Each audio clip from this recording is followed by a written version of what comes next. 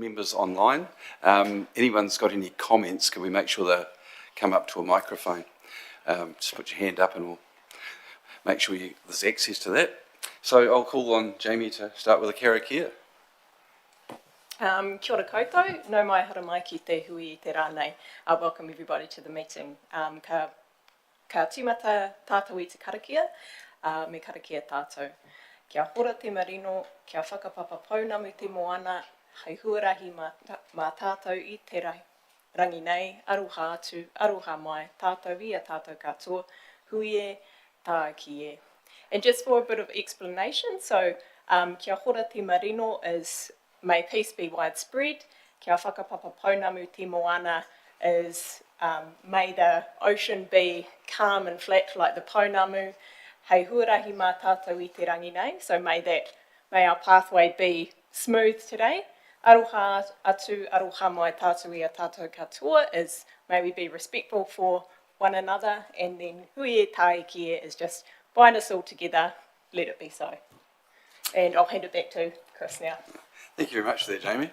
And as you'll note today, I'm the very good-looking version of Bill. He's an apology for today, and at this stage, I think he's the only apology.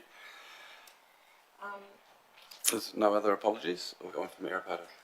We have, no, we don't have one from Arapata, but we do have Jess Hobbs and Mia Brown joining us online today as well.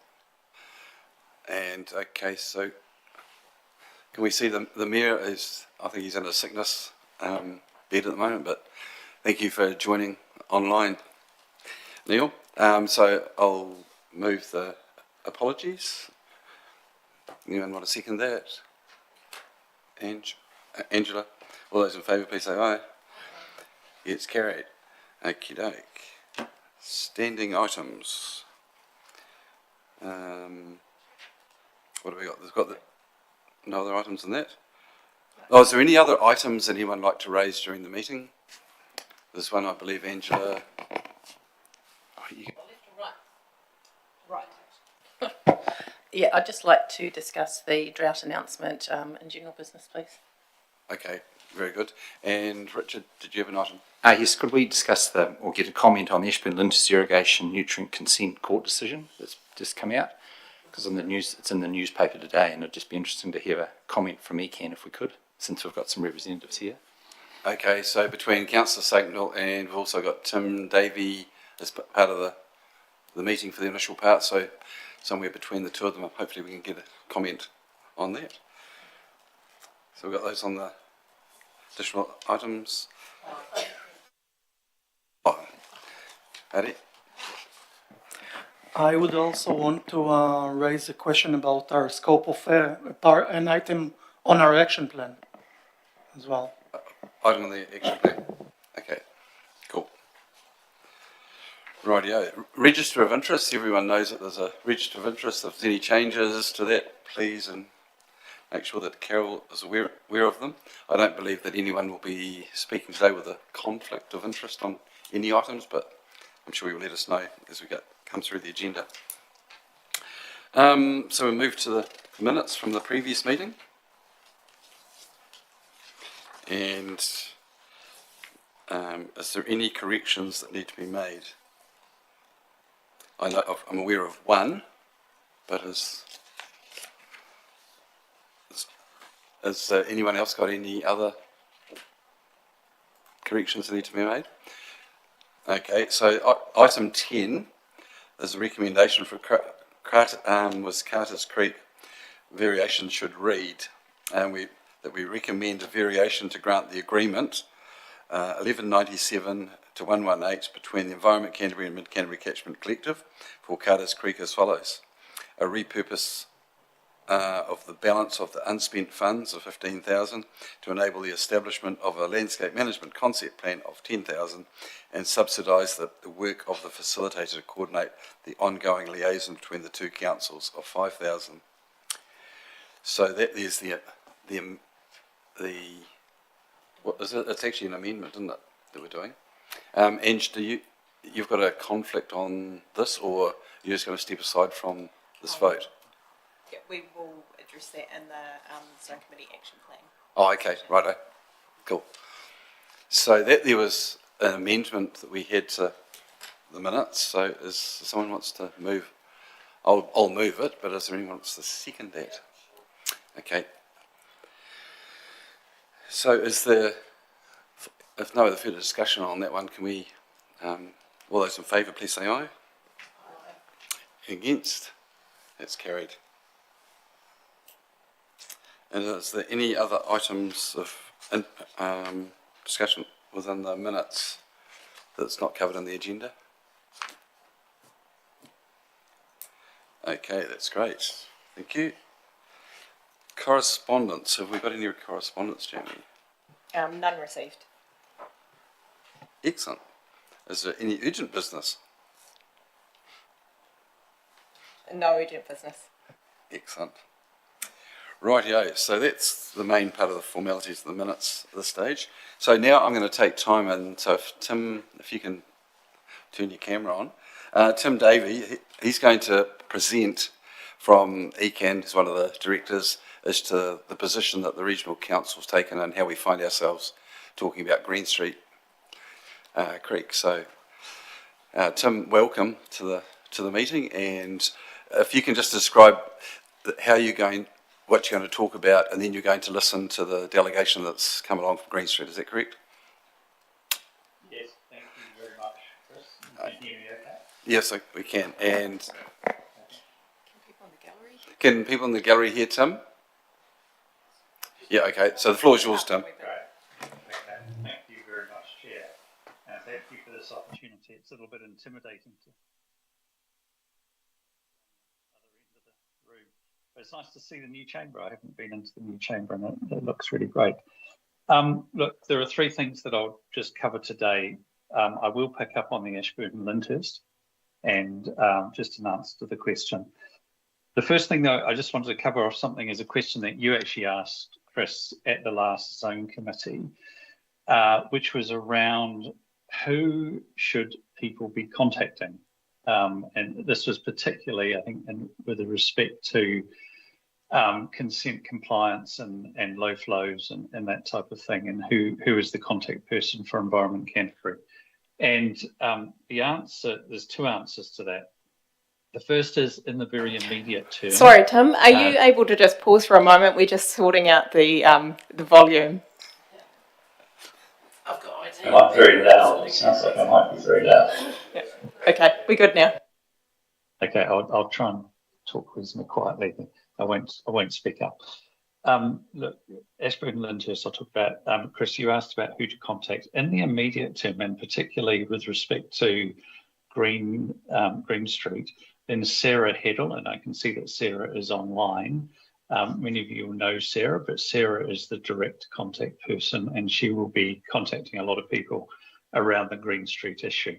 But the longer term issue is around who to contact, and I just want to highlight that in Environment Canterbury at the moment, in our operations group, there is a piece of work being done around structural alignment, and that means that there are some changes going on. Now, I can't talk directly to those. It's a proposal that has gone to staff for consultation at the moment, but it is addressing the issue that you raised, Chris, which is who are the clear people that should be contacted with Environment Canterbury.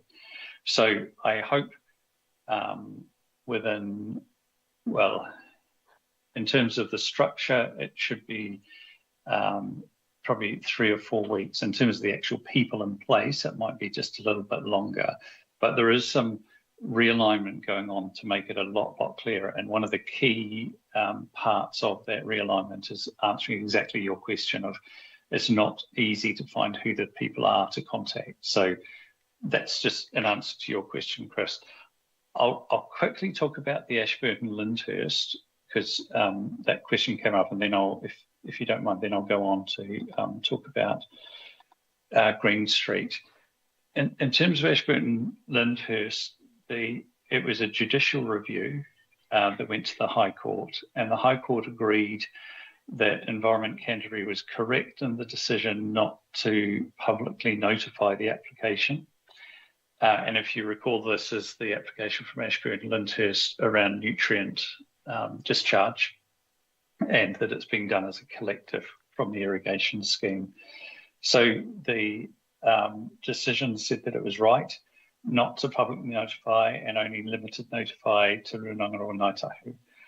However, the High Court decided that there was an error in law in granting the discharge consent, as some points of law hadn't been interpreted correctly. We need to take some time to understand that decision. We're not in a position right now to say, you know, what the next steps are. First thing we need to understand is whether either of the parties, Ashburn and Lyndhurst, or the Environmental Law Initiative, who took the judicial review, intend to appeal aspects of the decision. And if there's no appeal, and should Ashburn and Lyndhurst wish to proceed with the consent application, we'd need to advise previously notified parties the need for a new hearing. And then Ashburn and Lyndhurst will be given the opportunity to address the points raised in the review. And so it would carry on with the normal type. So essentially it means another application because of this. So that kind of explains where we're at. It just came out at the end of last week, and we're still trying to work through exactly what it means. But obviously for Ashburn and Lyndhurst, it is a significant issue, and potentially it means a reapplication and going through the consent process again. Should I just carry straight on? Yeah, no, if you can, that's probably as much information we can get on that as to what you've got at the moment. So. Thanks. Okay, so talking about Green Street, the first thing I want to acknowledge is that we didn't do a great job at Environment Canterbury, and we acknowledge that. And so I want to apologise to you as the Zone Committee, and also to the community, Ashburton community around it. The things that we think that we didn't do well was keeping people informed. And in particular, I think we hadn't been proactive in preparing for the changes that were coming from the plan change and from the consent review. So some of that preparatory work around, you know, it had come out at it had been discussed at the plan hearing that this could, at the consents review, that this was likely to happen at some stage, but we hadn't worked well with the community to say, okay, what are we going to do when this happens? So we acknowledge that, and we hadn't connected well with the community. So again, that's an apology from Environment Canterbury, and we've made that public. In terms of the overall where this sits, though, I guess I wanted to say, you know, the Ashburn River Plan, the sub-regional plan that was done around it, or the plan for the Ashburn River allocation, was aimed essentially to have more water in the rivers. That's what it was trying to do, keep more water in the main stems of the rivers. And the plan and then the subsequent consent review, was about the allocation regime. And you will have noted that when Stephanie Ricksecker spoke, she referred to the Ashburton as being over-allocated. Now, that's a complicated issue to say something is over-allocated, but I guess there's kind of three ways that you can think of an over-allocation issue. There's one to do with the quantity of water, and then there's also to do with the quality of water, so the nutrient status. If you're looking within the quantity, which is mostly what this has been about, then the allocation regime we normally talk about is to do with minimum flows and the total allocation of water that is being allowed. And both of those are factors in an over-allocation issue. Now, the plan for the Ashburton and then the implementation through the consent review was primarily about minimum flows and maintaining more water in the river through raising the minimum flow, as you well know. So that is to do with the over-allocation issue. It was about keeping more water in the rivers and raising the minimum flow at various parts of the catchment. The with the consent review, it went through an RMA process that was, we operate under the Resource Management Act. It was a robust process in the sense of robust for the law that governs it. We recognise that people were not happy with some of the results of that, but it was a robust process. And once we've been through that, we then have to stand by it and implement the rules that come out from the consents and therefore from the plan. Of course, we are in a dry summer. I was just looking up a few records. The Ashburton, the North Ashburton, the lowest February and March flow ever recorded. That's in 42 years up at the old Weir site. So in the foothills, so the lowest for February and the lowest for March that have been recorded in that 42 years. The rainfall at Mount Somers is about 40% of the long-term mean for this year, so since January the 1st. And the reference that was made to climate change is really referring to the fact that this is what is predicted more of for climate change. It's not necessarily saying right now this is a direct result of climate change, but into the future, we expect that there will be more of these types of events, there will be longer dries, and because of that, we are expecting to see rivers dry up and streams dry up, and those are the hard calls that are going to have to be made into the future. So the call that was made was to use emergency powers, Environment Canterbury emergency powers, to divert O'Shea's Creek through Green Street irrigation to Green Street stream. That's a one-off. That's not something, if it's done under emergency powers, it's not something that can just be easily repeated. And the conditions that have been given are that 150 litres per second is to remain in O'Shea's Creek, and that at the time O'Shea's was running at about 320, so that allowed about 150 or thereabouts to be diverted down through Green Street to Green Street stream further down. So that's what happened. We, I as a representative of Environment Canterbury, stand up and say it certainly wasn't our finest moment, and we didn't do a lot of things we didn't do well, but we are standing beside it. And I guess what would be interested in talking about is, okay, so what happens into the future? Because this will happen again. The plan is in place. We will get more dry spells. It will happen again. So what are our options? And I don't have the answer to those right now, but I think I'm interested we're interested to hear from the Zone Committee around the sorts of things, and I'm interested in the next piece on the agenda to hear what could be our future options. So look, I'll leave it there, Chris, and thank you for the opportunity just to talk to the committee. Thanks very much, Tim. Look, is there any questions directly at Tim before we listen to the community of Green Street and what they've got to say? But we hear your apology loud and clear, Tim, so thank you very much for that. Councillor Mackenzie. Oh shit, don't do it. Right, yeah, you're right. Go a long way away. Tim, I was just, I was listening to what you said and acknowledge that you have to stand by the decision that was implicit in the plan change of the river allocation. And you're talking about that it's only a short-term fix because it's under emergency powers. But under the, given that this wasn't a consumptive take, it's not a consumptive take, and with that in mind, and therefore the over-allocation of the river perhaps is a moot point, but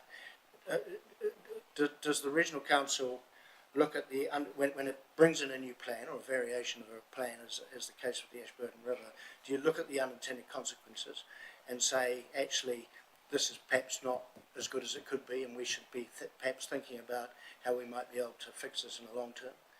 Is that something that the Council is doing or should be doing? Look, if you talk to a resource management planner, they would say, all planning is iterative. There's always the need to look at it. I think that's part of the discussion that we're wanting to have, is to think, okay, what does this mean into the future? And does that mean a change to the planning instrument, or are there other ways that we could achieve what we're trying to get done here? So I mean, in answer to your question, Ian, yes, it is. Necessarily plans are reviewed and things. I think when it gets a lot of public light shone on it, as this has, then obviously it makes it more important. I shouldn't say more important, but it adds an imperative to review it or to look at it again and think about it. But it's not necessarily something that's done, 1 year after a plan's in place. Bang, we do this or something. But there's always that opportunity to look again. Thank you for that, Tim. And we've got the Mayor. Neil, would you like to Thanks, ask a question? And good afternoon. Tim, I was just wondering, it was deemed that the Ashburton River was over-allocated. How do you work out if a river is over-allocated?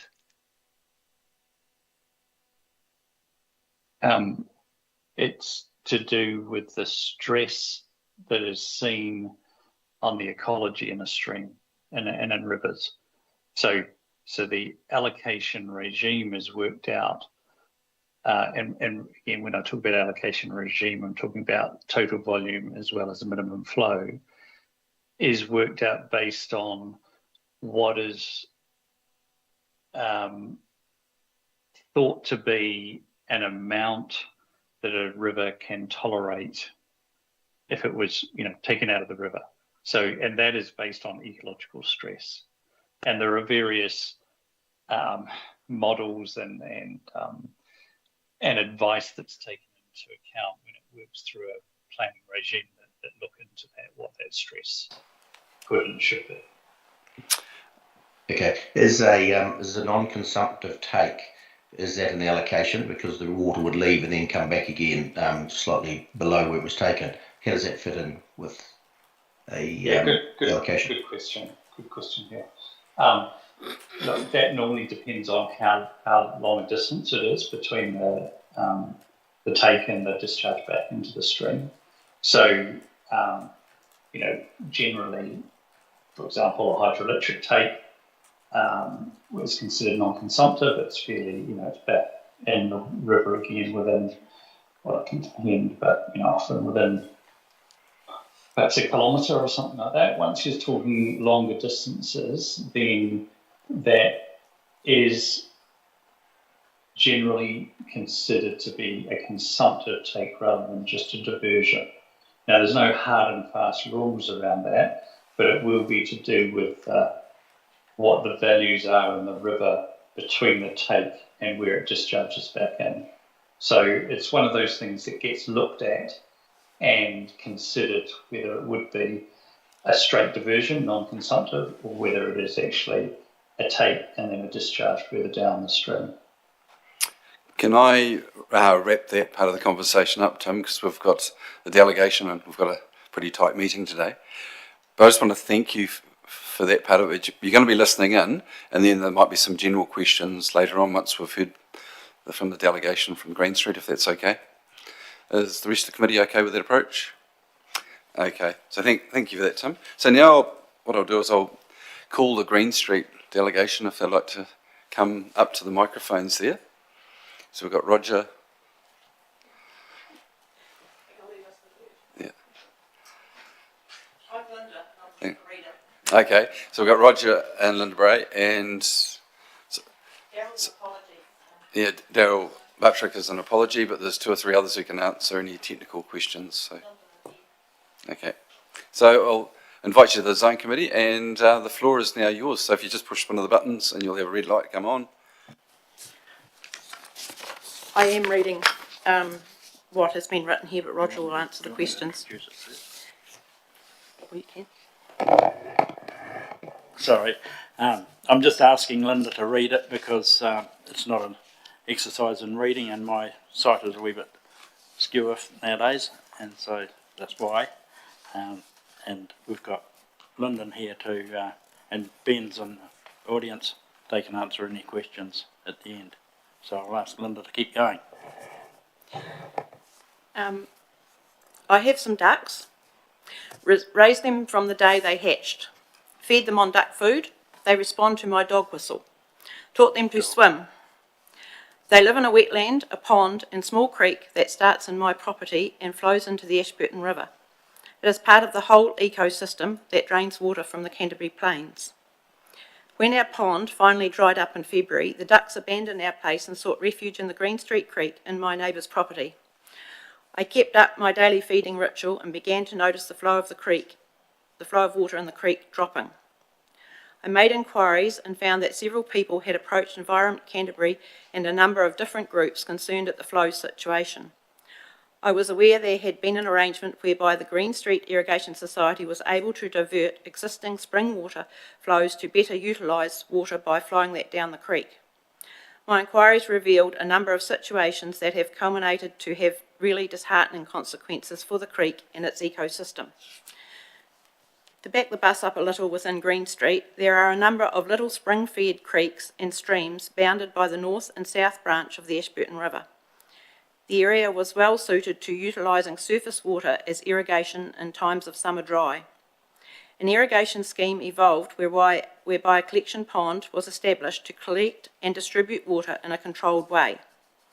The scheme was low-tech and simple to run. A matter of flowing water at times augmented by water from the south branch of the Ashburton River through the race system, which each farmer downstream opening and closing his controlling gate at the allotted time. As demand for water increased and in consideration for the environment, restrictions were placed on how river water could be used. Irrigators adapted by sinking wells while the community took a more caring role with respect to the environment.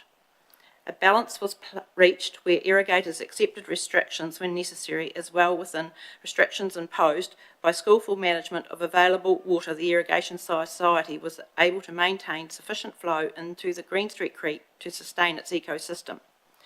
Things changed. No longer could our waters be managed as they had once been.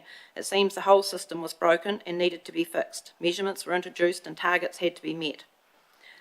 I remind the Zone Committee of their support for the diversion of the Green Street Creek to maintain environmental flows back in its meeting 27 January 2015. It seems the consent review process has disregarded any recommendations from the Zone Committee or the Green Street Group. Making rules and demanding compliance backed with stringent enforcement became priority for ECAN tasked with looking after the environment. I personally have not been involved in the consents review process, but I understand there are a number of outcomes from that review that have been less than desirable. I need not further comment on that issue, as I understand representatives from the Society took every option they could to express their view that as a consequence of the review, the Green Street Creek ecosystem could not be maintained. I will, however, advance the community view on what has happened and how things might be different for the future.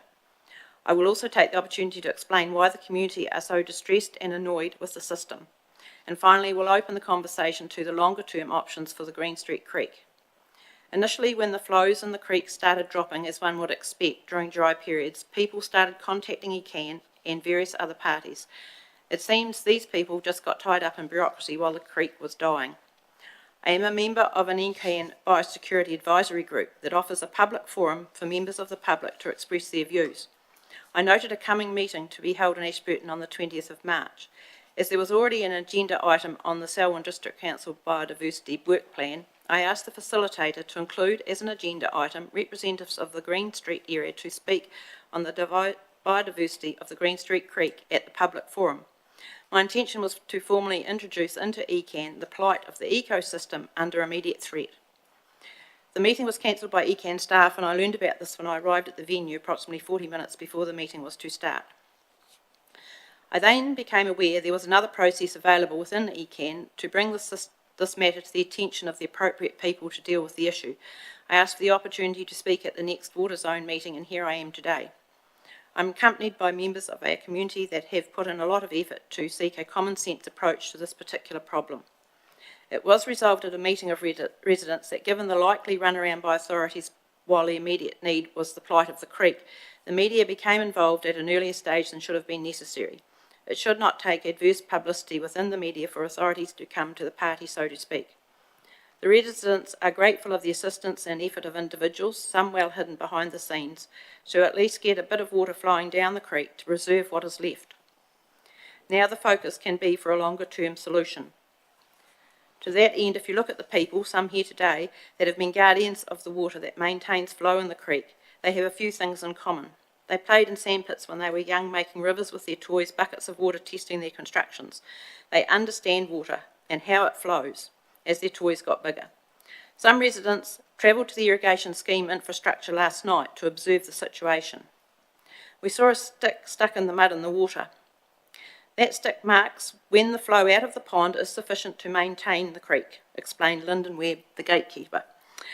ECAN, on the other hand, has an automatic recording device whereby they sit in an office and can access data on the flow at any time they wish. A disconnect exists where the person in an office cannot visualise what the data they are seeing means in real terms of what happens to the water flows.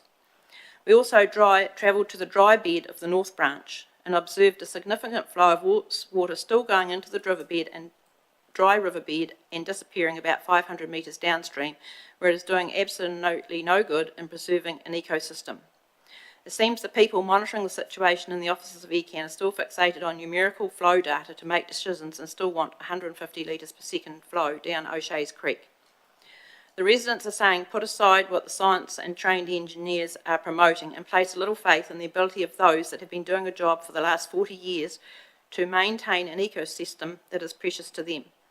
The community have taken responsibility for a 10-kilometre creek that has been maintained as an aquatic zoo for a considerable time now. Funding from ECAN has allowed planting and fencing of the creek to take place. It is becoming one of the corridors for wildlife in an area that is dominated by an agricultural use of land.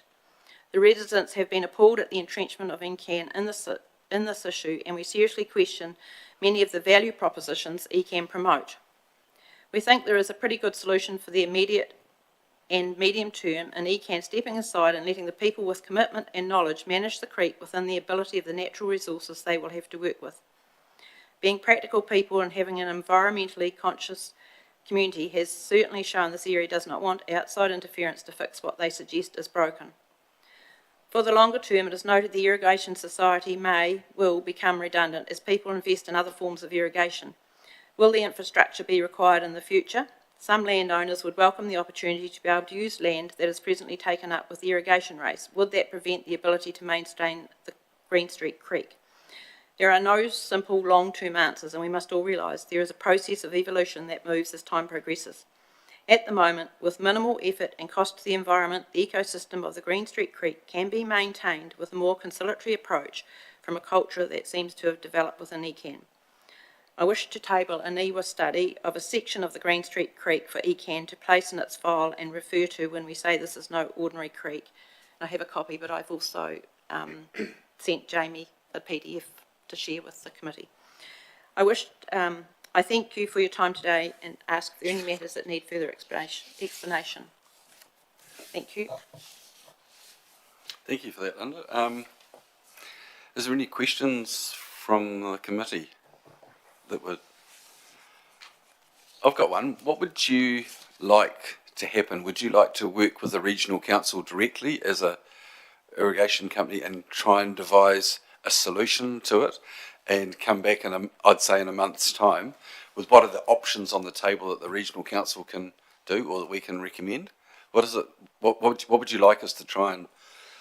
I think there's got to be a bit of input from both the community and the Irrigation Society. And, you know, this is a shared creek. It's shared between the irrigators and the community. So there has to be some sharing there. And, but I do think that the society could take a major lead in this. And Yes, Lyndon, if he had any comment. Microphone, Linda. Yes, I agree about that. But what I'd like to know is like 10 years ago, I've been doing this for 40 years looking after this Green Street Creek and the irrigation. I've been winding the gate up and down. And about 10 years ago, we had to, when we went on restrictions, we had to turn the gate down and drain our race. I got into Environment Academy in Timaru and they said this is a waste of time because when we wanted to start irrigating again, we had to run the water down our race. So they said, as long as I could prove no one would use the water when we were on restrictions, we could leave it running down our system into the Green Street Creek. So when we come off restrictions, the water was there for us to use. Now, since this plan's gone through, as soon as we go on restrictions, I got to go and drain our head race, and we're off, might be off for say 4 or 5 days, and then we're a day on, so I got to turn it on. If it runs down the race to my place, it takes 14 hours to get to my place before I can start irrigating, and then we're off next day. Now, if before we could leave that water running down, I want to know why are we letting this water run out to a dry riverbed? In the last 50 years, all we had to let run out there was 50 litres a second, not 450 what they want now. At the moment, running down a Shades Creek is 60 litres a second. There's 249 litres running down our main race. At the moment, there's 10 litres in the Green Street Creek. We're losing that much coming down our main race because you let it all dry out and it takes a long time to get the water to flow again.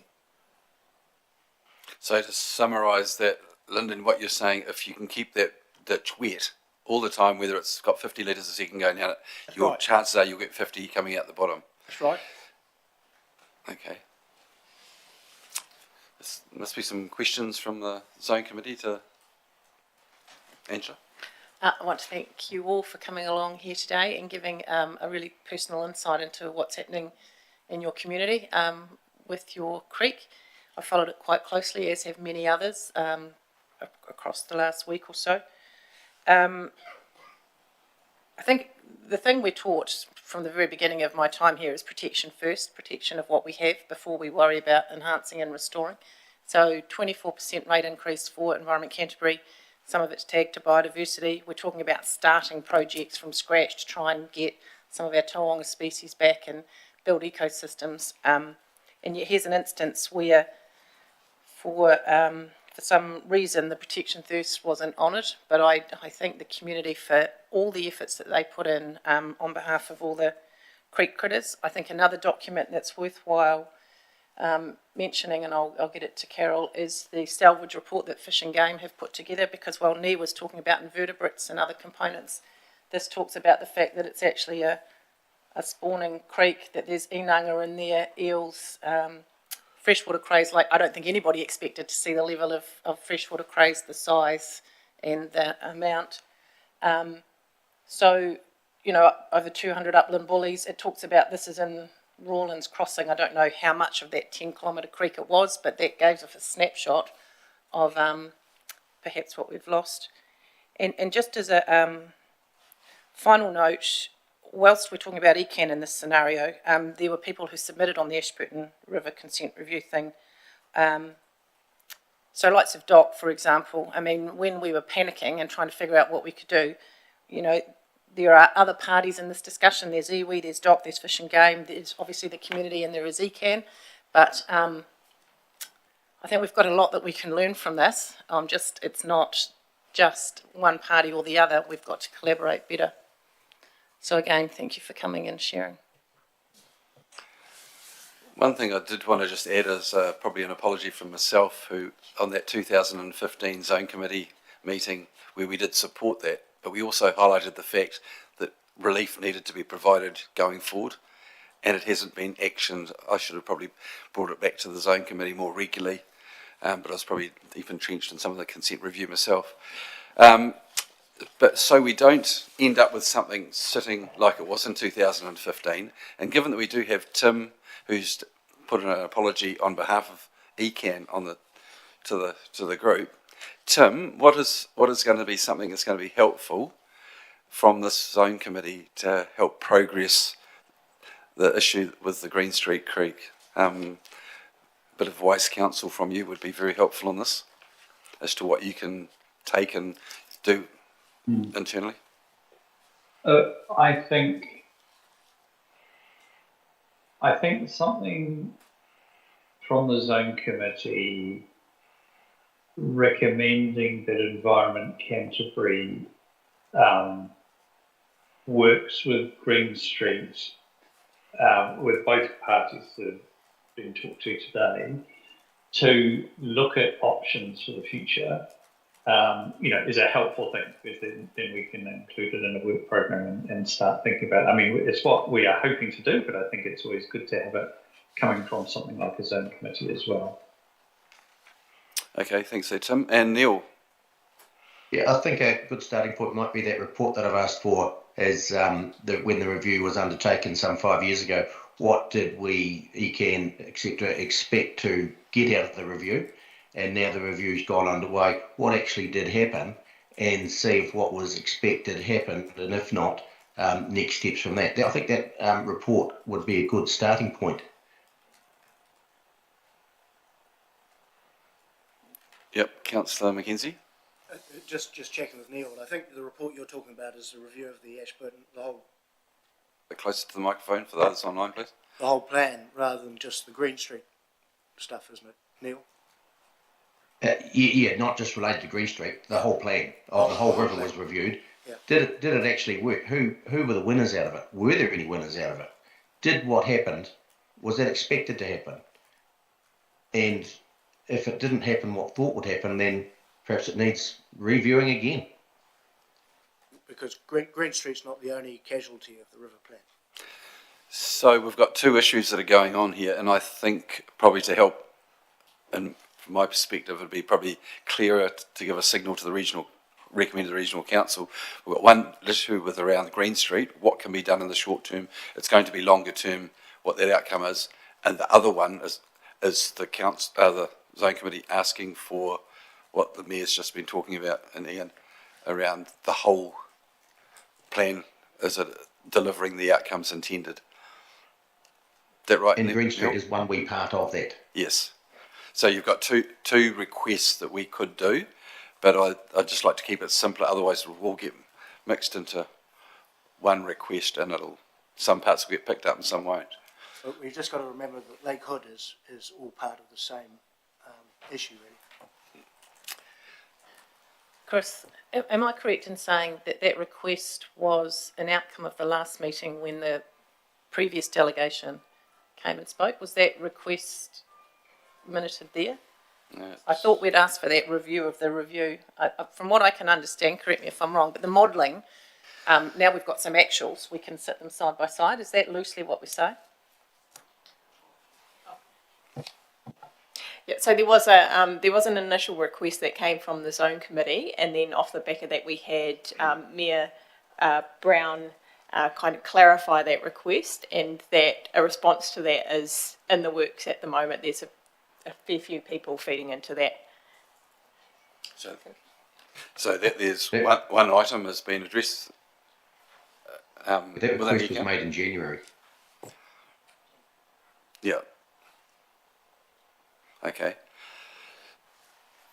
So we'll seek further feedback, and we'll keep that one to the top of the agenda. But coming back to the Green Street Creek one, I think it would be helpful to get some guidance from the zone committee as to what you'd like us to do. Well, perhaps aren't we looking at the immediate outcomes to, provide sustenance, I'll use the word, for the creek over the next few months until it does rain? That's probably the number one thing, and I think ECAN have indicated that's happened, but it wasn't very certain as to how long that was going to be in place. It was we've done it emergency. Emergencies can pass in a week or a month or a year, so it'd be good to get some certainty around that, and then that feeds into the overall review, where we can perhaps get some positive outcomes in that. So that's the first stage, and that could be the second stage. Okay. So to help progress this moving forward a wee bit, if I was to start with a bit of a draft approach, well, Councillor Mackenzie. Well, I don't think you should be too focused on. I mean, Richard's right. The immediate response to the Green Street Creek thing, unless ECAN intends to shorten the emergency powers and let the creek go dry before it rains, I mean, that would be an issue for the Green Street Creek. But if the current regime is allowed to go until it rains, then it seems to me we've only got one issue, and that is the question that Neil's asking, which is for a review of the as to whether the Ashburton River Plan is delivering on what the community and the Environment Canterbury and everybody else wanted. Now, Tim flagged that you know, that's the, if you're going to do anything, that's the only thing that we can do effectively is then, and it's going to be a long-term fix, but it's perhaps something that this community needs to discuss going forward as to whether it has an appetite for that. And so so the zone committee's role in that would be to facilitate getting the right people together in the room to actually have a discussion about what the appetite of the community is, you know, as part of the review that Neil has asked for. When that comes back with whatever it says, then the zone committee could facilitate a meeting of the appropriate people, whoever that might be, to review how they want to move forward on this, and then perhaps advise the regional council or ask the regional council as to what it can or can't do to deliver on perhaps what the community wants if we're not getting it now. Does that make sense? Sort of, but I still think that, I still think that Tim's asked for, it would be helpful to have something from us for them to progress with the Green Street community and get something done or come back with a proposal as to what they can do to, once the emergency powers are off or extinguished, but they need to come up with a bit of a plan. And the other part of it is what is the whole Ashburton River?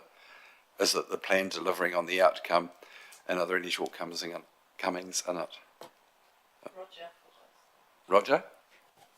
I think it's great that Sarah Heddle has been appointed to have a look at our issue, and I think if she comes down and goes around on a bit of a tour with Lyndon and Daryl, and they explain the situation to Sarah, maybe a clearer picture will emerge of what the Green Street people see as a quick fix that could possibly be extended somehow. Thank you. So just having Sarah coming down, that you're happy with that as an outcome? I think it's a really good start, because we kind of think that there's a wee bit of a disconnect between somebody reading a facts and figures and, you know, we want this flow when, you know, the creek doesn't support the data that they're trying to implement. Okay.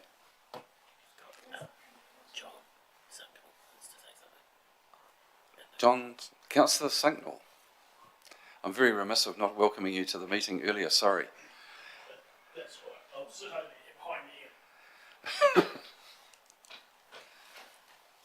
Just a couple of comments. So, and I guess further exploring Tim's question, at the moment we have the emergency powers operating to put some water down. We have the flow of 450 on O'Shea's Creek, and whether there's water in it or not, I think from our ECAM perspective is what conversation can you, the zone committee and the folk of Green Street have and bring to us and say, can we get 100 litres a second, whatever, into Green Street? That would be our aspiration, which would then require us to do a plan change to allow a balancing. So the question is, which environmental outcomes? So it would be really great if the zone committee and the Green Street could sit down and go, this is what we aspire to.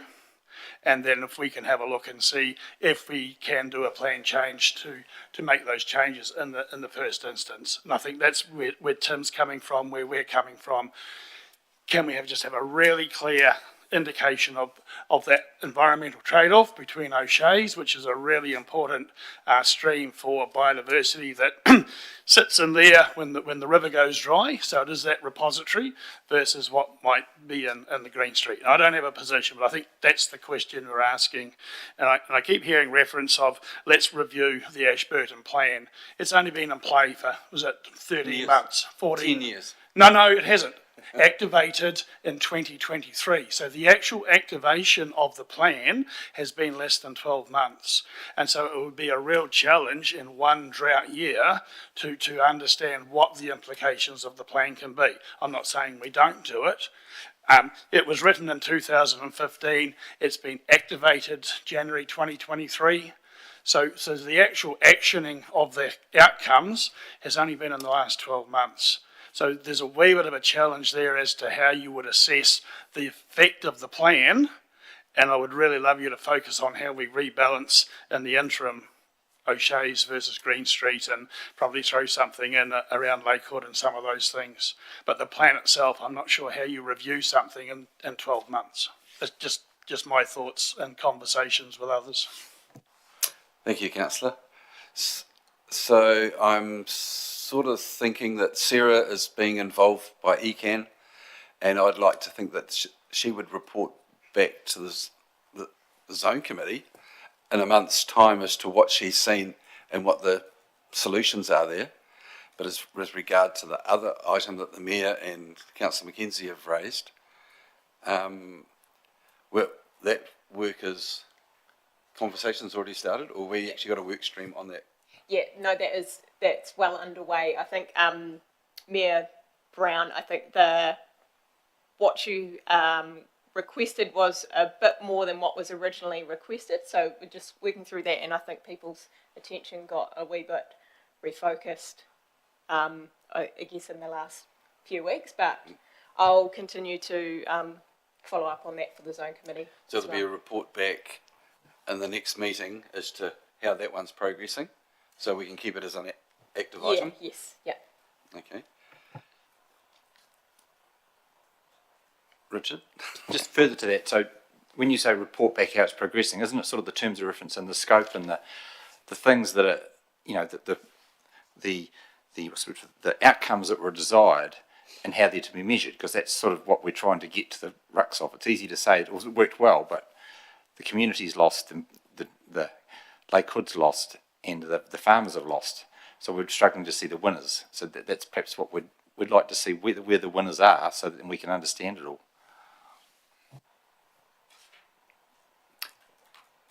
Are you comfortable that in the month's time they come back so that we can give more guidance if they're not focusing in the right direction? Would that be a way through?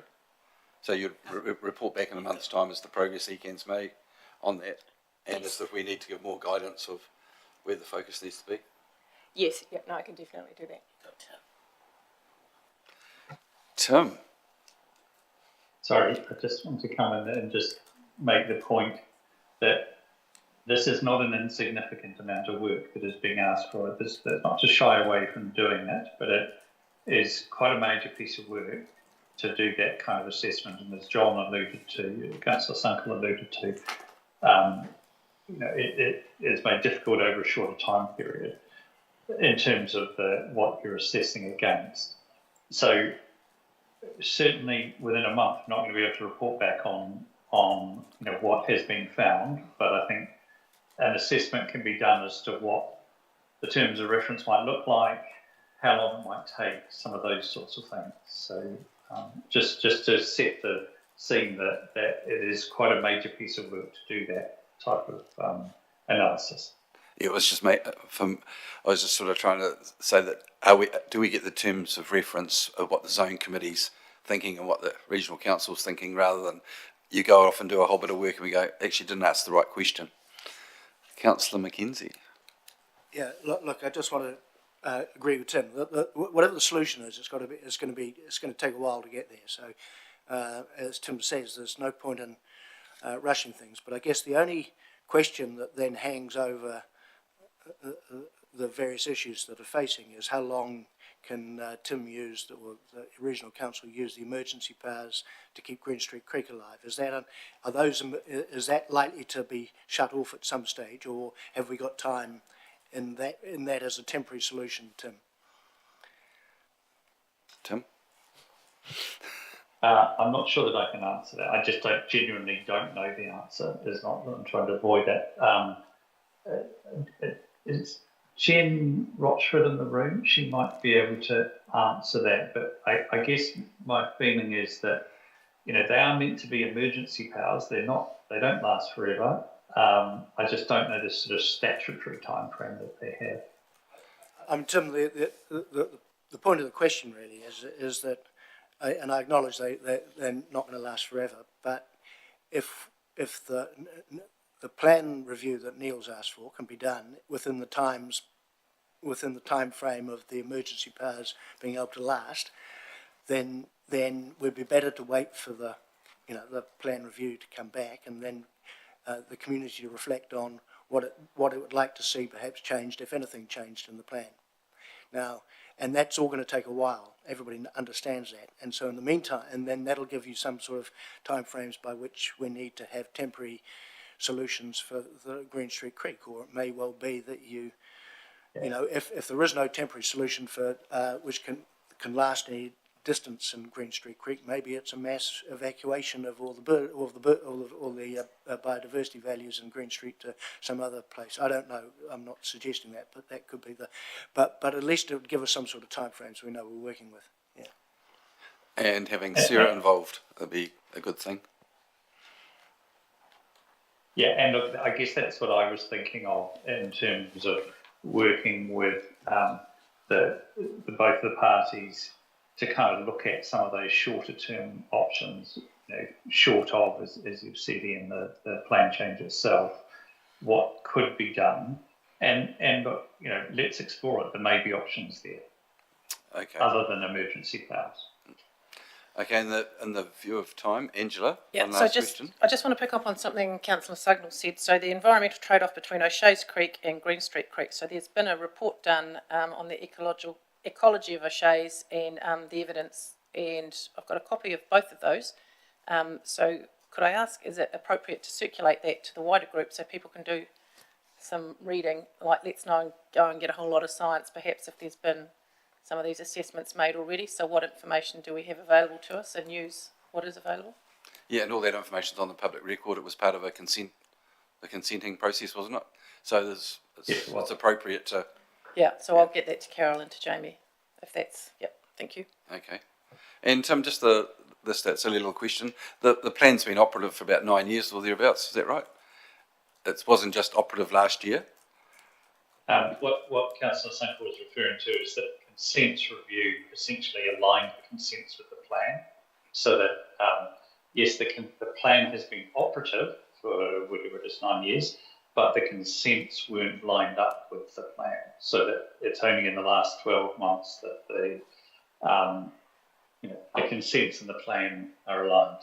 But in which case you can fully say that the plan is working as it was supposed to be. But if you wanted to do something, you had to comply with the new conditions in the plan, regardless, over the last 9 years. If you wanted to have a consent to divert some water to do something, you're bound by the plan. Yes. Okay, so on that point, I think I'll thank you very much to the Green Street representatives and the community for coming along and being part of this. We'll keep an active role in watching this. Being part of that motion back in 2015, we can't let that carry on again. Thank you very much, Tim, for being open and honest and providing an apology, and thank you, the committee, for paying attention to that. So from here we'll now move back onto the agenda, and Jamie's going to say, now I've let this go on a little bit longer, now we've got 15 minutes to...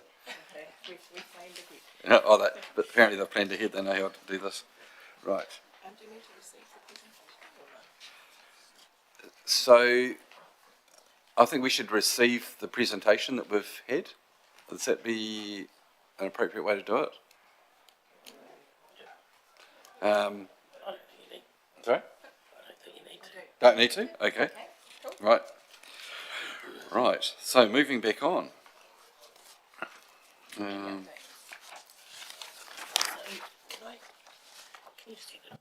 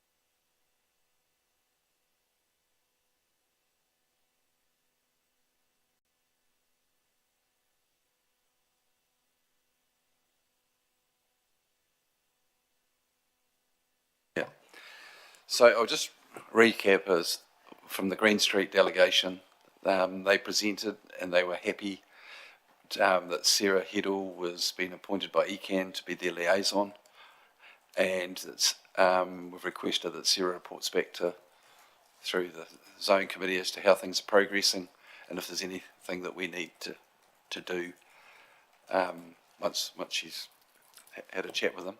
Part 2 of that was we've requested a review of the effectiveness of the land and water plan flow regime for the Ashburton River with ECAN, and whether the ambitions or targets that were implied are being met, and who's the winners and who's the losers, and other solutions open to us. Are the outcomes those that the Ashburton community thought they were going to get delivered through the plan? And if they are, all good. If they're not, what is the next step after that? And what is the role for the zone committee involved in that? Because I think the zone committee could play a very useful role in facilitating the community discussion around whether in fact that community is happy with the outcomes, or whether, and if not happy, then what the next steps should look like. Yep. So Carol, that is. Yep. No, that's good. Thank you very much. I just want to make sure that we summed that correctly. Okay. So that'll set as a recommendation or something, or an outcome, or what will that look like? Yeah, that'll be action. And the action items. Thanks, Carol. Yep. Is that what the whole committee agrees on? Because everyone's having differing views, is what I'm saying. Oh, okay. Is that what the whole committee agrees on, what has just been summarised there? Has anyone got a differing opinion to what I've just summarised in the end? I just would like to, I agree with what gentleman said, that 12 months, it's probably not enough to see the whole effect, but an indication of might give us an idea what the implications are for the review. Because even though it's not aligned, doesn't mean that all the changes have been implemented, even though it started at earlier date than the alignment. Mm-hmm. So it's probably too soon to get a full evaluation of it, but an indication would be sufficient, I guess. And that is what Tim was alluding to. They're starting the work, and they're just going to get the terms of reference correct. Richard? I just think, though, I agree with that, there's not enough time, but if we wait 5 years and they come out and say, yes, you were right, the Green Street Creek should have had water in it, and it hasn't for 5 years, it's gone. So that's perhaps what the Green Street people are alluding to. It's a matter of urgency to keep it going. And even if it takes, Councillor McKenzie suggested, even if it takes 5 years for the review to happen, which it won't, the Green Street Creek should be allowed to operate until that comes up. And that's perhaps that. I know you don't want to prolong this discussion, Mr. Chair, but I think it's worth remembering that the effects on Green Street Creek and the effects on Lake Hood were both submitted on in the Ashburton River Plan, and the advice from the advice that the Commissioner who wrote the plan listened to was that by implementing the plan as proposed, the North Branch would be kept alive. And the fact is, in a dry year, the North Branch will always dry out, and everybody knows that. So, I'm not so. I agree that 12 months isn't very long, but it's had some significant effects already, which the Ashburton community may not be. I get the impression they're not particularly happy with. So I'm not sure that 12 months is actually the real. A lot of this was predicted, and if that was predicted, and if the review does find that there are some unintended consequences, but I'm not predetermining that, then in fact I don't think the time frame is critical. It's more the effects that are critical, not the time frames. Okay. Right. So we've got items carrying on there for an action plan. Rightio. Update. Yes. You get a break, Chris. So I'm just going to talk to the committee updates that well, there's just one in the agenda. We thought it would be good to include Stephanie's statement that she made in relation to Green Street. We do have an additional update that I just received yesterday, and it's regarding Otu Wharekai Ashburton Lakes. So you'll note that on the Zone Committee calendar, we were due to have a workshop next month, but the working group had a meeting last Friday, and all members agreed that there is still some, I'm just going to read from my notes here, that there is still some mahi to be undertaken before it's ready for sharing. The recent work led by external support has progressed the Integrated Management Plan framework, including the articulation of the vision, goals and objectives. The working group is planning to meet in mid-April to progress work to populate through the actions and associated information into the plan framework. After this meeting, we will be able to update the Zone Committee about the opportunity to engage with the working group on the plan. So in consideration of that, we will need to push the workshop out. At this stage, we're thinking June, but I guess we'll need to wait for the working group to meet mid-April till we can firm something up. So I guess that's the two updates that are noted. And I just will speak to the actions from the previous meeting. So there was one for me around Enviro schools and funding and how that kind of fits in with other educational initiatives such as what the mahi that Kānuku Trust are doing. So I am, I guess I have been engaging with the Enviro schools team in terms of what the funding looks like. And I've spoken to Angela about it as well. I guess the Enviro Schools money is essentially set aside and goes towards salary, so it's quite hard to shift it.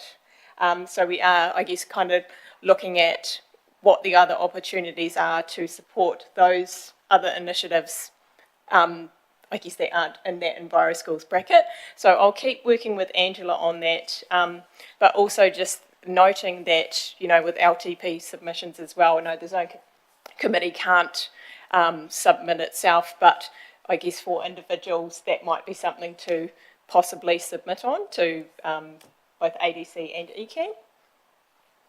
Okay. Any questions of Jamie on that?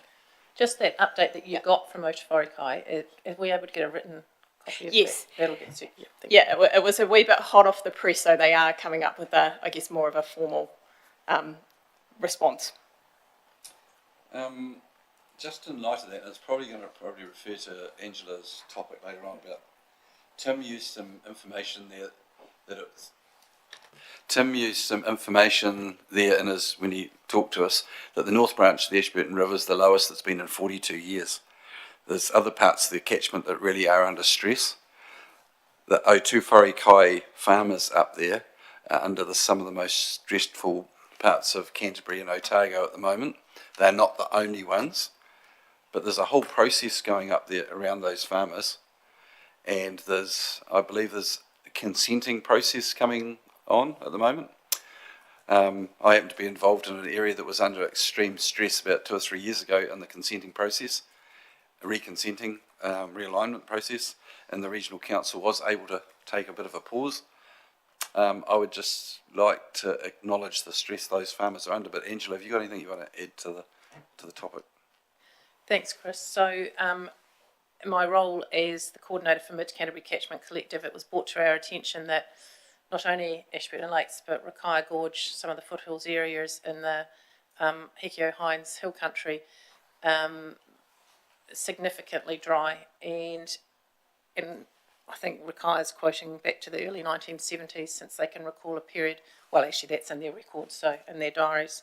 So it is substantial. I think the compounding impact of what's happening in the market, which is particularly difficult, the regulatory framework, the drought. So my question is, from a welfare perspective, could there be some pressure taken out of the system, just to give these people a chance to breathe?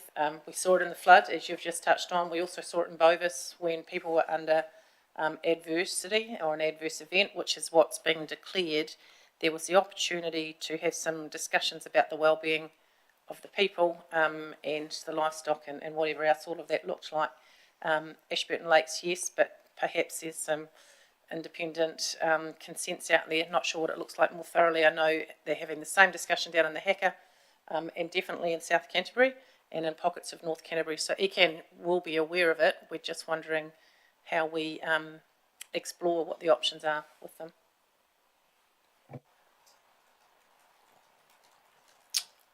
Has there anyone else got any opinions on that? It was just that Tim did raise the issue, and how that I don't call it climate change, but I call it a pretty solid dry, and there's a whole lot of things that are all lined up at the moment which are not particularly nice for those farmers. So I'm just wondering what relief or how we can encourage the regional council to show a heart on it. Two councillors here.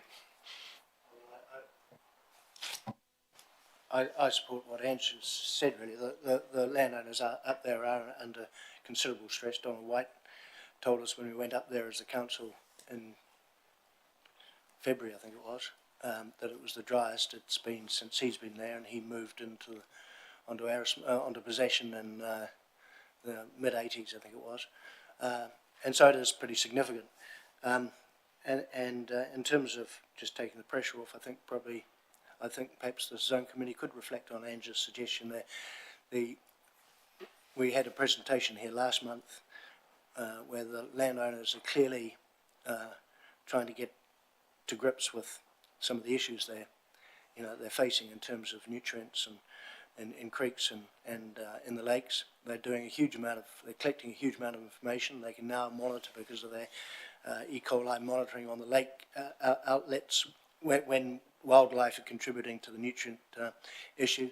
They've found springs and seeps up on the hill which have got high nitrates, which doesn't appear to be related to any development as such. So, they're actually developing a strong position in terms of knowledge and potential solutions. So I'm not sure that it necessarily means that we're slowing progress on trying to improve water quality and the environmental outcomes up in the Ashburton Lakes if there was a pause on the consenting processes. But I'm not making a recommendation here, but because it's probably inappropriate from me. But I think it is something that the Zone Committee could consider sending a note to the Regional Council, just noting the stress that the compounding drought is having on everything else for those landowners.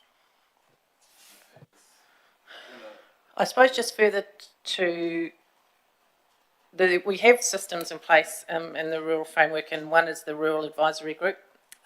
Chris actually chairs that, another one of these people that wears multiple hats. So we talked yesterday about who leads this conversation on behalf of the affected farmers and communities, and we felt that the Rural Advisory Group was best placed to do that. My understanding is that you're meeting tomorrow, is that right? So if we liaise with them and it goes up that channel, that seems to me, correct me if I'm wrong, but a better way to manage it, because then you're speaking on behalf of Canterbury, not just mid-Canterbury and one particular area. Does that sound right? I'm sort of like an independent chair. I try not to have too much of a view on that, but that is where there's landowners within our area that are affected, and I think it's quite nice to send that message back through, so that Jamie can pick it up in Christchurch and run it through.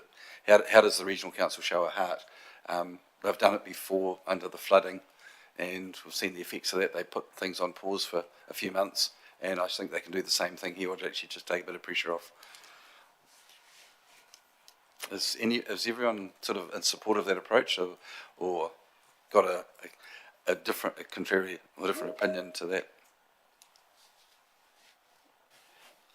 Yeah, I support that approach, but I think we have to understand that provided it's not just that the farmers think they can park, it's been parked, it won't be parked, won't it continue on going? So we don't want to get in a position where one part of it thought it was parked, and then they turn up a few months later to find that it actually quietly rolled on in the background. So we just have to ensure that that's...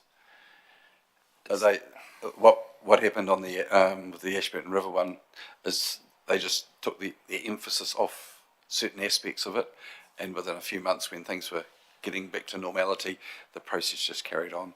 We're not asking for a stop of the process. We're just saying, can you pause it, give people time, a bit of breath to. Is that what you're generally support of? Yep. As long as, so can I get someone to sort of move? Yep.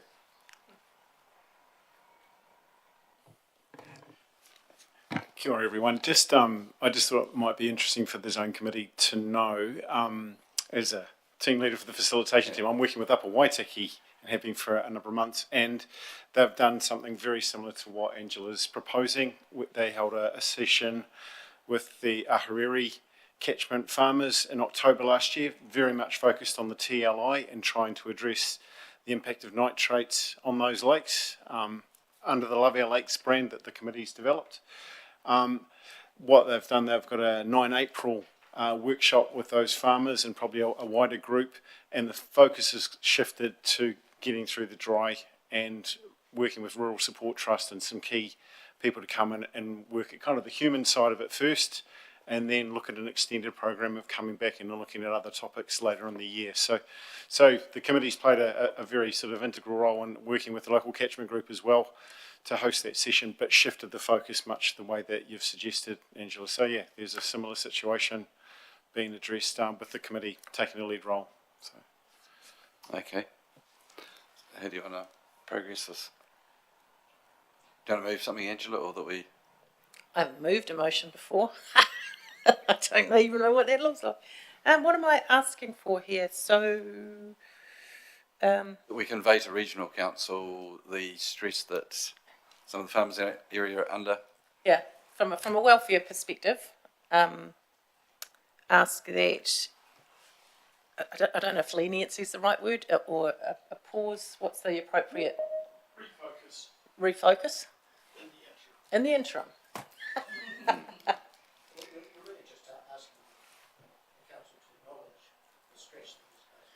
Yeah, well, also acknowledge the fact that the government has announced a medium-scale adverse event, so we can please see attached. So we're not making this up. You know, there's the information out there, and ask that that's acknowledged in the welfare component of that is taken into consideration. So what's your full recommendation? Oh, Carol. Well, you see, I can write it, but it could be misinterpreted. Yeah. Of what? So what do you each? What are you both trying to say together? Yep. Saying anything, mate, but I think Angela's saying she would like the zone committee to send a letter to the regional council, acknowledging, asking, highlighting the stress that the drought is causing.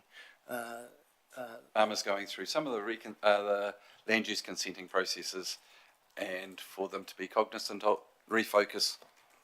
Well, just they need to acknowledge the stress that they're under because of other, the drought, and therefore the added stress of some of the pressures of the Ashburton Lakes review will be having on those individuals. Acknowledging doesn't achieve an outcome, so the refocus in the interim gives the opportunity to just have that subtle shift rather than acknowledge anything. Just yep.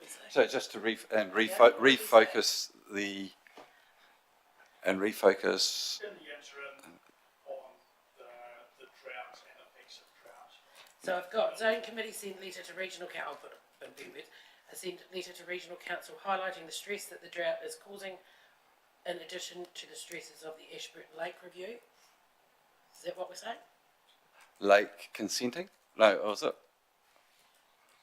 We're actually acknowledging all that, the gorges as well. Yeah. Mackay Gorge. So it's just the affected communities. mm-hmm. Into refocus. Refocus in the interim, for those affected communities. Sorry, I should have prepared something in advance. Capture the rest in the letter. Yeah. How does that sound? Highlight the stress the drought is causing in addition to pressures such as the Ashburton Lakes consent review, ask for a refocus in the interim on the drought. Because of the drought. The drought effects. Yeah. Sorry, I don't have my mic on the level. Just want to quickly read that. Does this sound okay? So the zone committee to send a letter to the regional council highlighting the stress the drought has caused in addition to the pressures such as the Ashburton Lakes consent review. Ask for a refocus in the interim because of the drought and its effects. So well-being, so just drop well-being and that gives the incentive to. So in addition to pressures such as the Ashburton Lakes consent review and the effects on well-being. Do we need to refer to the MPI announcement, or that's not necessary? No, this is, That's just your motion. Gives Yeah. it back to what you might do downstream. right, so Angela's moved that. So we have a seconder? Richard. All those, any further discussion? Great. All those in favour, please say aye. Anyone against? Carried. Okay, moving right on, because we're really right up against the time now, so we're going to get some stuff done. Yeah. Okay, the next item on the agenda is the Zone Committee Action Plan budget projects. I do know it is 2:23 and we were anticipating starting the workshop at 2:15, but if we just maybe aim for 2:30, that will give us 7 minutes.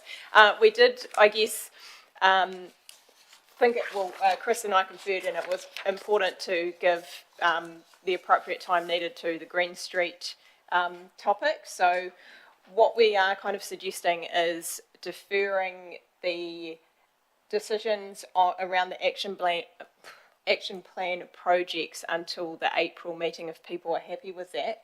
There is one decision that we need to redo, so it relates to the Carters Creek grant variation that the committee supported last month. Essentially, the grant agreement is between Environment Canterbury and Mid Canterbury Catchment Collective, for which Angela is a coordinator or employed by.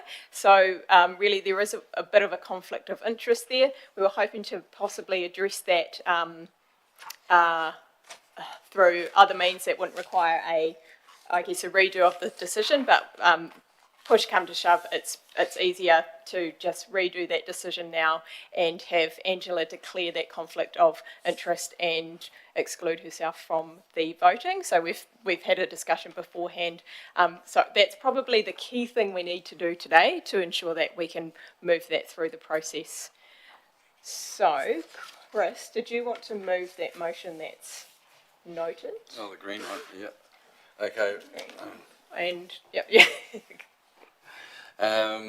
Recommend a variation to grant agreement 1197-118 between Environment Canterbury and Mid Canterbury Catchment Collective for Carters Creek as follows.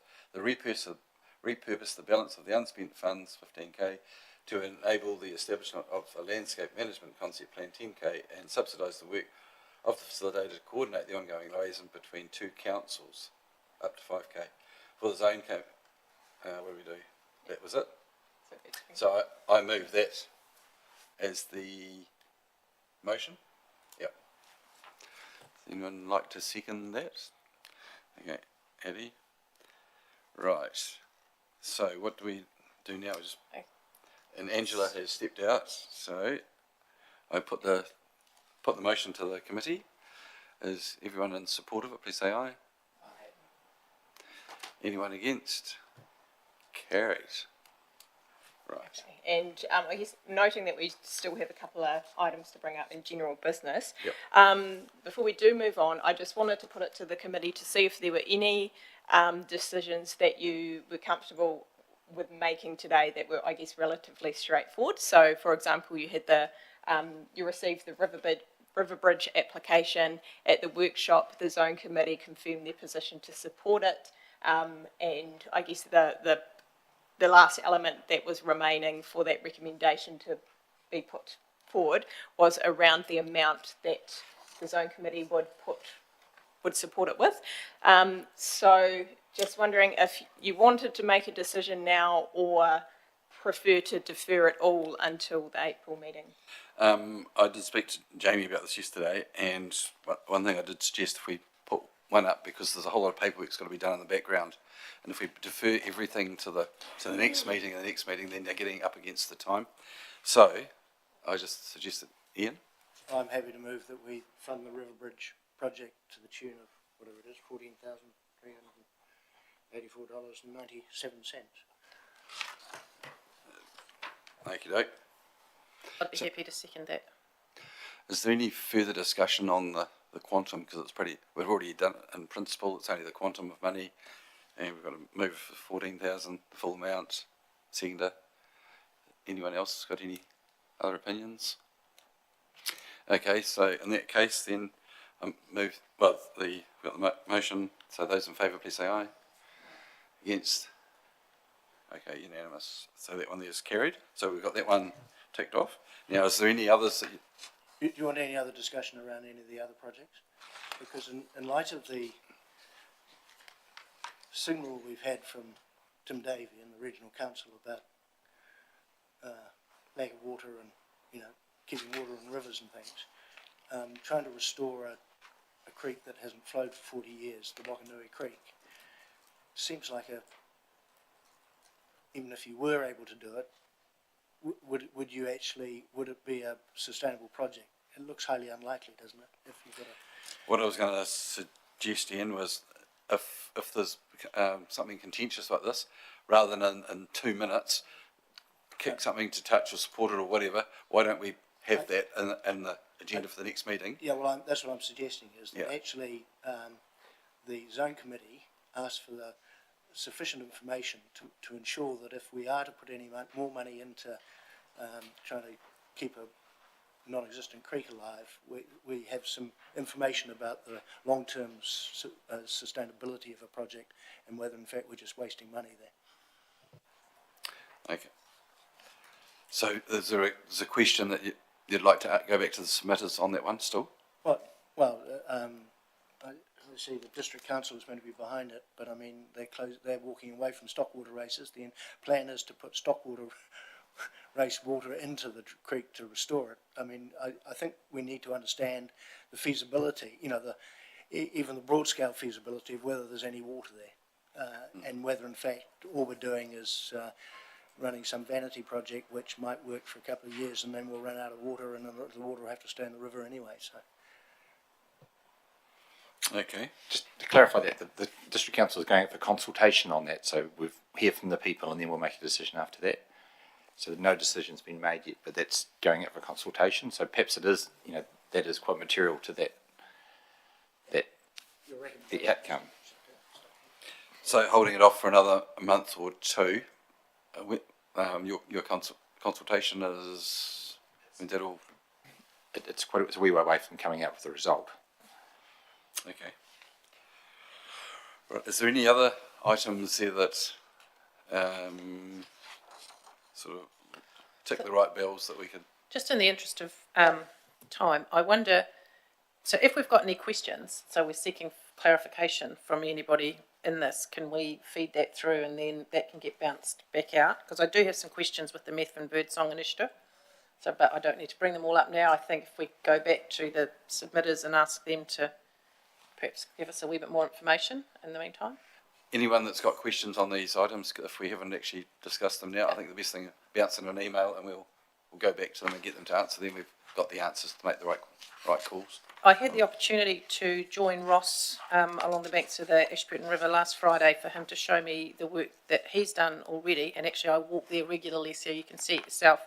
The guy's got serious proven track record, and he's talking about the opportunity to do sycamore control and other things. So I just wanted to pepper that into people's mind, having seen it myself and met the man, and get an understanding of the knowledge and the passion and the dedication he's shown already.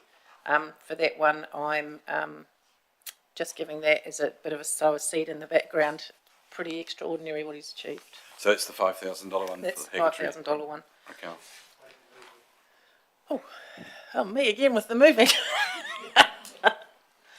I'm happy to put it in summary actually and circulate it to the group, because we had quite a good discussion on some opportunity to do some sycamore control, and there's a type of willow or poplar, I think it's a poplar.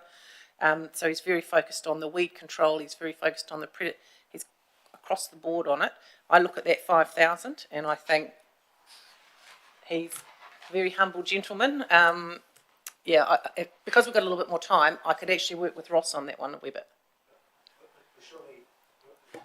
but projects like that, this is the time of year you want to be cracking into them, isn't it? So shouldn't you move that, or if you move it, I'll support that, and we can get it ticked off. Well, why don't we, Angela, if you support that one? So I move a motion that we support application number 3, the Ashburton River native planting on Chalmers Ave, To the tune of 5,000? Trevor Road, to the tune of 5,000. Anyone? Councillor McKenzie seconded that. Is there any other discussion on it? Is there anyone to the contrary that we should support it? Okay, so the motion is that we support the Hekaturi Rakawa Group to the tune of 5,000. All those in favour, please say aye. Those against? Carried. Right, so that's 2 done. And we've deferred 2 for the next meeting. Subject to getting extra information if we need that. Right, have I done? Back to general business. Richard, your item, it got covered as much as Tim could cover it. Perhaps just why I brought it up was Ashburton Linters consent, because that could flow into a lot of other consents that are in place for farming, and the comments in the press were that technically farming should stop. So it's quite and think of that consent that can flow into all consents, discharge consents in all of New Zealand effectively. So it's quite a meaty topic. I think we just have to keep abreast of it and see where it leads, because it would affect our community and quite significantly. So from that, the council would bring us up to speed when they've formulated an opinion. Would that be right, Councillor McKenzie? The council would be in a position in a month's time to bring us up to speed on what they're... Well, I'd hope so, but I tried to ring Colin Glass on my way into the meeting today, actually, to get an update, see what they think, the implications are. So. Okay. Righto. Angela, you had 2 topics, was it? No, 1 topic. There's the one about the drought. It was additional items of business, that was all. Just that the Ashburton District Council, with their long-term planning, have put out a number of meetings where people can attend them, and stockwater can be discussed at those meetings. So I've taken note in the Hekio Hines, which is mine, but just to raise awareness, if you're working with different communities, that's the place to go and get up to date on what is happening. So anybody that, because I get a lot of people asking me about stockwater race, that's the place I'm pointing them to go along there and have their say and learn more, rightly or wrongly. Hopefully that's the right thing to do. Okay. Eddie, what was the item that you had? Considering the time constraints, I'm happy to share it by email and have it discussed next time. Okay, cool. Right, yeah, how have we done? That's all the items. Yes, it is.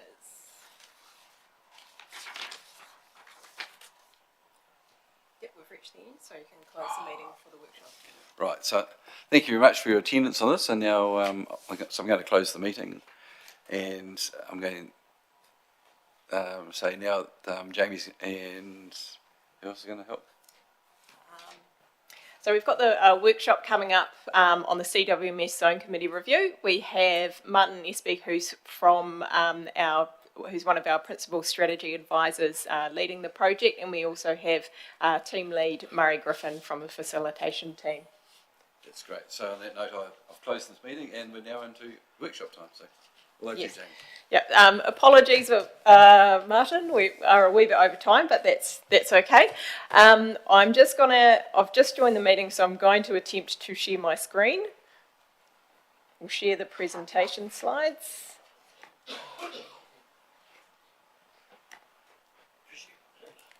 You want the live stream stopped? Pardon? You want the live stream stopped? It can be open if you want. Do you want your workshop live streamed? Do we want it live stream? Workshop's normally a workshop, isn't it? So for those online, thank you very much for attending, and the live stream's now going to finish, I believe. Thank you.